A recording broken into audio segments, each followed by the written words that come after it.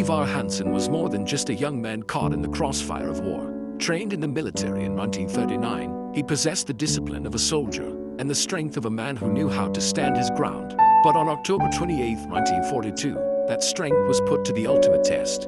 Framed by a close friend for a crime he didn't commit, the 21-year-old was arrested and thrust into the darkest corner of the occupation. For 15 days, Ivar was held in Kristiansand. But the true nightmare happened at Arkivet, the Gestapo's headquarters. There, he was subjected to brutal, systemic torture. The Germans tried to break his spirit, using violence to force a confession for a theft he never carried out, though his body was scarred and the trauma would haunt him for a lifetime.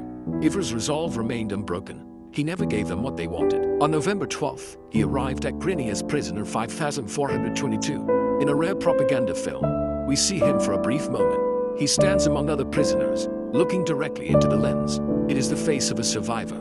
During his 33 days there, he witnessed the tragic arrival of British commandos from Operation Freshman, knowing all too well the cruelty of the men who held him captive.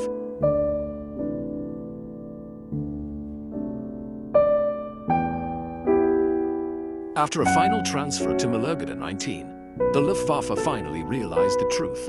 Ivar was innocent. He was released on December 17, 1942.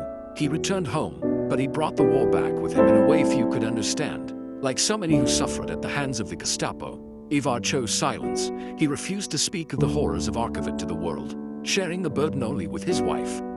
14 years later, Ivar appears on the big screen in the classic film Contact, 1956, driving a BP tank truck. He plays a role he knew well from his civilian life.